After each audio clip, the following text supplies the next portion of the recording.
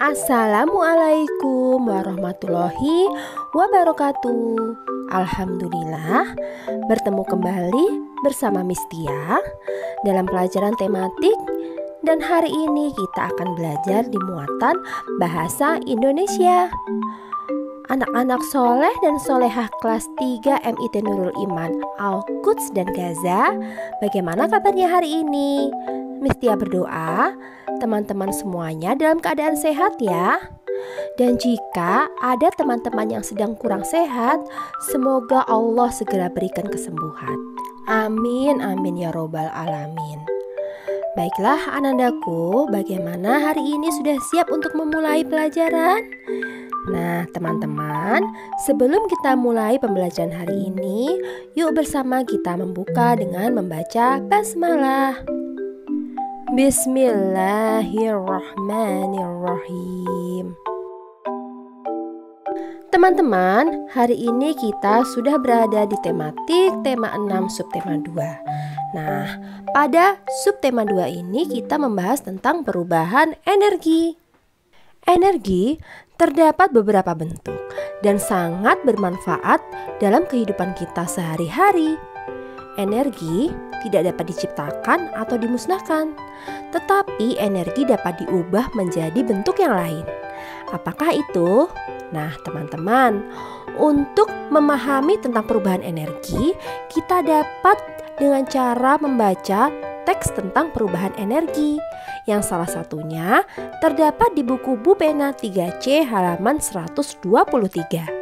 Teman-teman di rumah bisa sambil dibuka ya bukunya. Nah, kita akan membaca teks perubahan energi dan kita akan mencari informasi penting apa yang terdapat di dalam teks tersebut. Baiklah, yuk kita baca bersama-sama ya. Perubahan energi, paragraf pertama.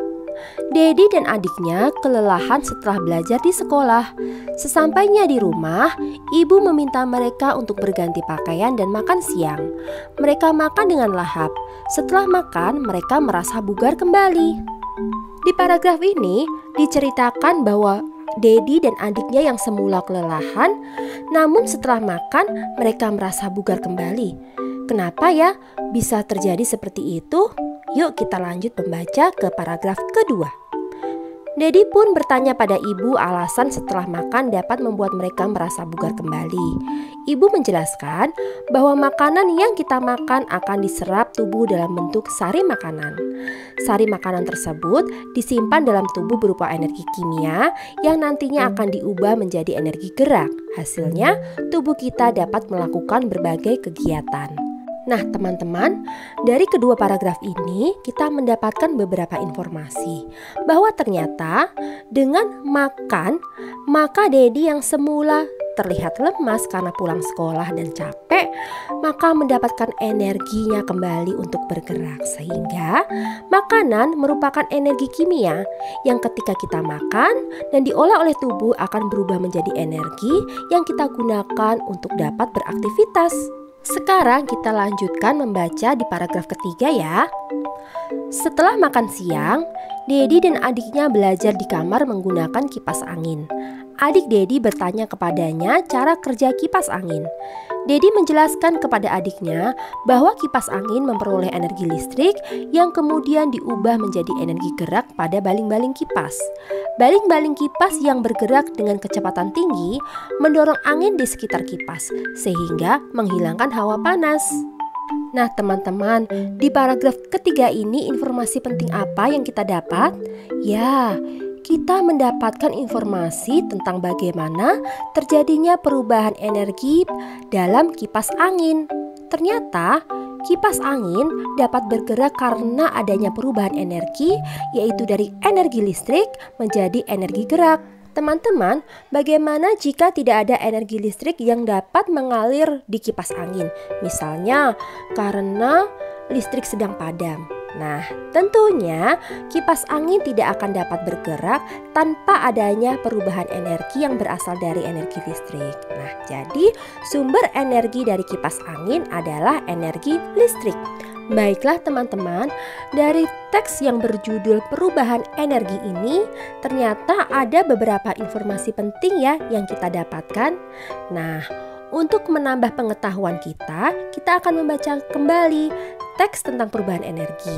Kali ini berada di buku Bupena 3C halaman 129 sampai 130. Nah, di situ ada sebuah teks yang berjudul perubahan energi dalam kehidupan sehari-hari.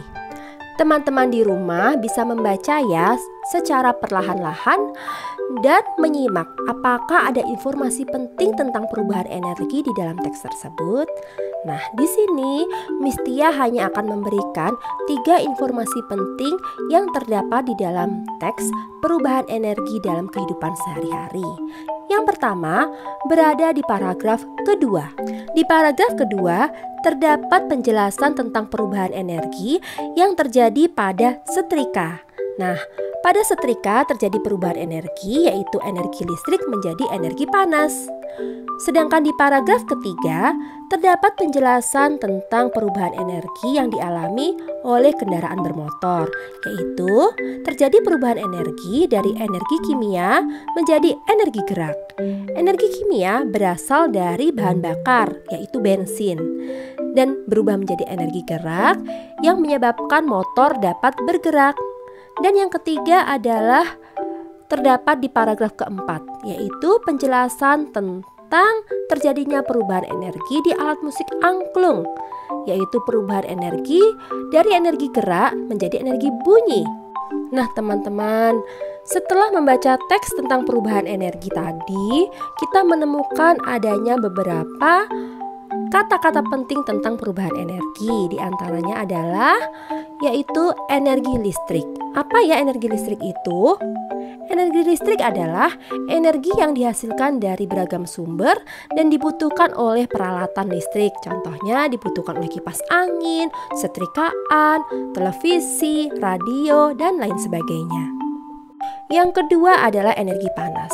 Seperti yang terjadi pada setrikaan ya teman-teman, di mana energi listrik diubah menjadi energi panas. Energi panas adalah energi yang dihasilkan dari pengaruh panas. Nah, sumber energi panas terbesar di bumi adalah matahari. Dan yang ketiga adalah energi bunyi atau energi suara teman-teman.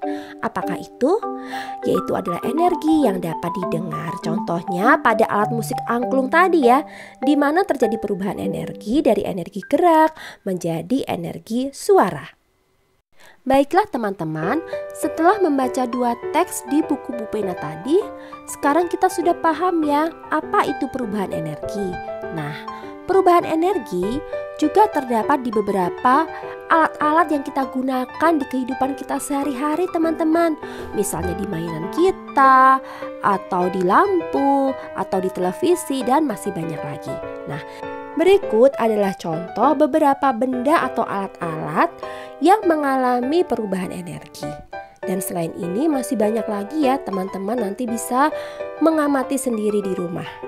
Sekarang kita akan lanjut mencari informasi penting dari teks di Bupena halaman 132 sampai 133 tentang pemanfaatan panas bumi untuk pembangkit listrik. Teman-teman di rumah bisa membaca teks percakapan tersebut sendiri ya. Nah, Miss Tia di sini akan menerangkan beberapa informasi penting yang terdapat di dalam teks informasi tersebut. Teks tersebut berisi tentang PLTP, yaitu pembangkit listrik tenaga panas bumi. PLTP merupakan pembangkit listrik yang mendapatkan energi panas bumi yang berasal dari panas yang tersimpan di inti bumi. Di dalam teks tersebut juga menyajikan informasi tentang bagaimana proses panjang dalam pembuatan listrik pada PLTP, yaitu energi panas yang berasal dari inti bumi lalu masuk ke sumur produksi akan memutar alat yang disebut turbin. Nah, gerak pada turbin ini yang akan menggerakkan generator. Bergeraknya generator akan menghasilkan energi listrik yang kemudian akan disalurkan ke rumah-rumah dan dapat kita manfaatkan. Nah, teman-teman, energi baik itu energi listrik, energi bunyi, energi panas maupun energi yang lain sangat diperlukan dalam kehidupan kita sehari-hari. Nah, ada sumber energi yang dapat kita gunakan terus-menerus dan tidak akan habis. Contohnya, energi yang berasal dari cahaya dan panas matahari. Tapi juga ada energi yang dapat habis bila kita tidak memanfaatkannya dengan bijaksana. Contohnya energi listrik, lalu energi kimia yang berasal dari bensin dan minyak bumi. Maka penggunaan energi harus dilakukan dengan bijak. Caranya bagaimana? Yang pertama, hemat dalam menggunakan energi.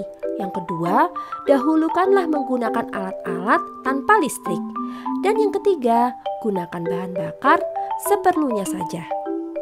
Baiklah teman-teman, kita sudah selesai ya membaca beberapa teks tentang perubahan energi. Nah teman-teman, bagaimanakah cara menemukan informasi penting dalam sebuah teks seperti yang kita lakukan tadi? Ya, yang pertama, kita dapat menemukan kata-kata kunci pada teks. Dan kedua, menemukan gagasan pokok atau gagasan pendukung pada teks. Dan yang ketiga, membuat pertanyaan-pertanyaan yang berkaitan dengan teks yang kita baca. Baiklah teman-teman, selesai sudah penjelasan materi pada hari ini. Semoga apa yang sudah Mistia sampaikan dapat membantu teman-teman kelas 3 Al-Quds dan Gaza untuk belajar. Oke, sampai di sini pembelajaran kita hari ini. Sampai bertemu di pembelajaran selanjutnya. Mistia ingatkan untuk selalu menjaga kesehatan ya teman-teman ya. Baik, kita akhiri pembelajaran hari ini dengan bersama membaca hamdalah. Alhamdulillahirabbil alamin. Wassalamualaikum warahmatullahi wabarakatuh.